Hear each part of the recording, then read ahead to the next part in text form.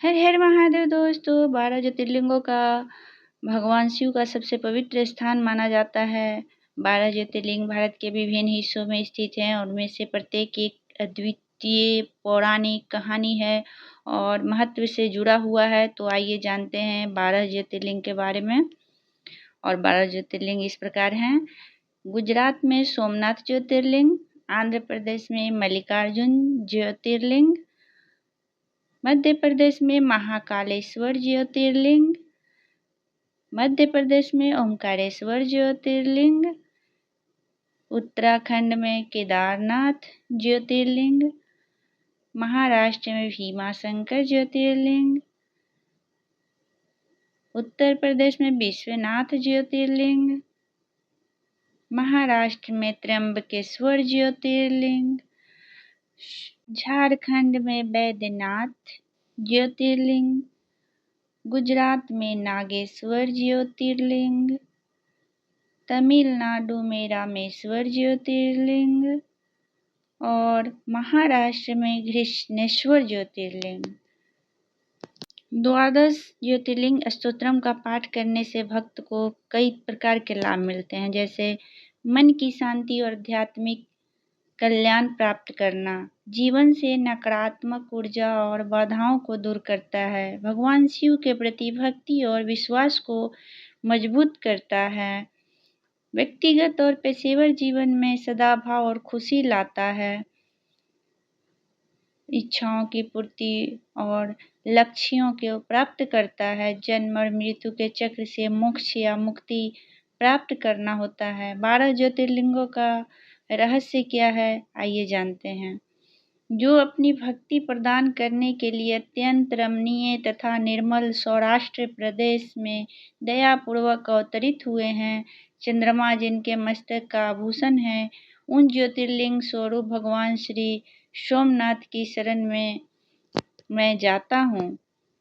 दूसरा, जो ऊंचाई के आदर्शभूत पर्वतों से भी बढ़कर ऊंचे श्री शैल के शिखर पे, जहाँ देवताओं का अत्यंत समागम होता रहता है, प्रसन्नता पूर्वक निवास करते हैं तथा जो संसार सागर से पार कराने के लिए पुल के समान है, उन एकमात्र प्रभु मल्लिकार्जुन को मैं नमस्कार करता हूँ।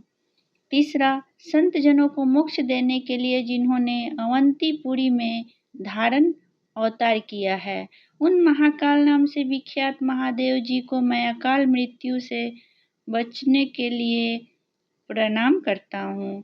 चौथा, जो पुरुषों को संसार सागर से पार उतारने के लिए कावेरी और नर्मदा के पवित्र संगम के निकट मानधाता के पूर्व में सदा निवास करते हैं, उन अद्वितीय कल्याणमय भगवान ओमकारेश्वर का मैं स्तवन करता हूँ। 5, जो पूर्वोत्तर दिशा में चिता भूमि के भीतर सदा ही गिरजा के साथ वास करते हैं, देवता और असुर जिनके चरण कमलों की आराधना करते हैं, उन श्री बैद्यनाथ को मैं प्रणाम करता हूँ। 6, जो दक्षिण के अत्यंत रमणीय सदंग नगर में विविध भागों से संपन्न होकर आभूषणों से भूषित हो रहे हैं, जो एकमात्र सद्भक्ति और मुक्ति को देने वाले हैं, उन प्रभु श्री नागनाथ जी को मैं प्रणाम करता हूँ।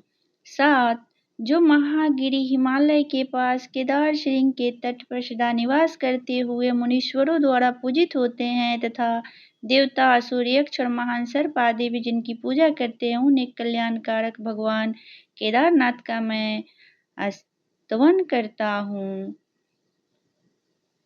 जो गोदावरी नदी के पवित्र तट पर देश में सदा पर्वत के विमल शिखर पर वास करते हैं, जिनके दर्शन से तुरंत ही पातक नष्ट हो जाता है, उन श्री त्र्यंबकेश्वर का मैं स्तवन करता हूँ।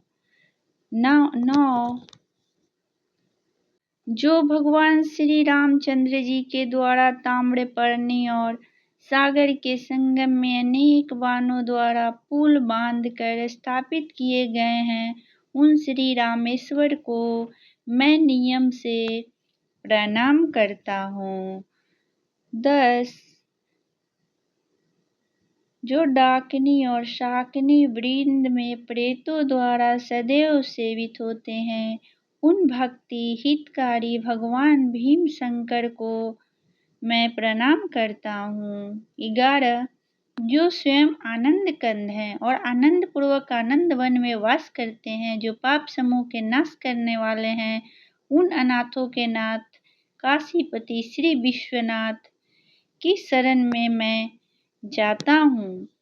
और 12 जो इल्लापुर के सुरम्य मंदिर में विराजमान होकर समस्त जगत के आराधनीय हो रहे हैं, जिनका स्वभाव बड़ा ही उदार है, उन कृष्णेश्वर नामक ज्योतिर्मय भगवान शिव की शरण में मैं जाता हूँ। यदि मनुष्य क्रमशः कहे गए इन 12 ज्योतिर्मय शिवलिंगों के स्तोत्र का भक्ति पूर्वक पाठ करे, तो इनके दर्शन से होने वाला फल प्राप्त कर सकता है।